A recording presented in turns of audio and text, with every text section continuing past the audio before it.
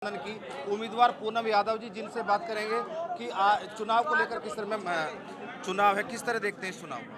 जी, चुनाव को किस तरह देखते हैं?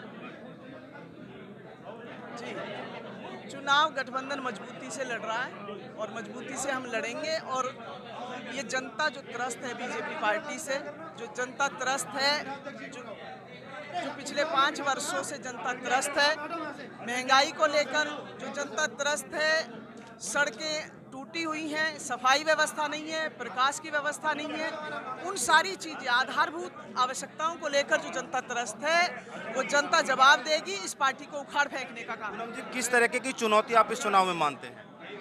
कोई चुनौती सामने नहीं है। सच और झूठ का चुनाव है, बेईमानी और ईमानदारी का चुनाव है।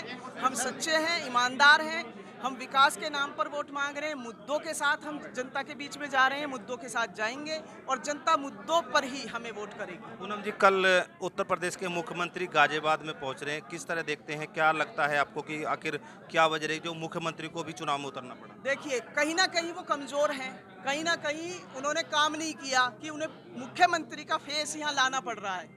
मुख्यमंत्री के फेस पर उन्हें वोट माँगनी पड़ रही हैं।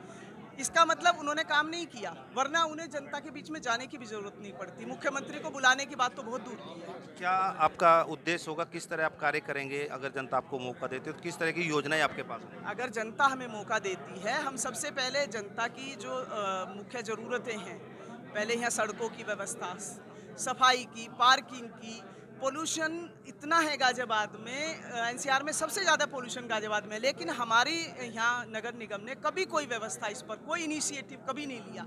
हम इस पर एक इनिशिएटिव लेंगे, एक रणनीति बनाकर उस पर ठोस कदम उठाए जाएंगे, प्रदूषण मुक्त गाज़ियाबाद को किया जाएगा, सफाई व्यवस्था पूरी तरीके से होगी, पार्किंग की अच्छी व्यवस्था होगी, डंपिंग ग्राउंड की यहाँ बड़ी समस्या है, उस पर बड़ा काम किया जाएगा और जनता की जो शिक्षा स्वास्थ्य की समस्याएं हैं उनको भी दूर किया जाएगा। आखिरी सवाल, भ्रष्टाचार को किस तरह देखते हैं, जिस तरह भ्रष्टाचार के आरोप लगते हैं? देखिए, बीजेपी सरकार में तो भ्रष्टाचार का बोलबाला इतना है कि यहाँ पर पार्षदों की टिकट 1-1 करोड़ में बिके हैं और इतनी लड़ाई हुई है, इतनी चर्चाओं में रही है बीजेपी पार्टी, जहाँ 1-1 करोड़ के टिकट सभासदों के बिकते हों, पार्षदों के बिकते हों, वो पार्टी कैसा काम करती होगी? वो 1 करोड़ में टिकट लेकर 1 करोड़ में चुनाव लड़कर क्या जनता का काम करेंगे, ये आप सोच सकते हैं। तो नगर निगम तो कर्ज में डूबा हुआ है, भ्रष्टाचार पूरी तरह व्याप्त है और हम सबसे पहला काम इस नगर निगम को पहले कर्ज मुक्त, अपनी ऐसी नीतियां लाकर कर्ज मुक्त करने का काम करेंगे और उसके बाद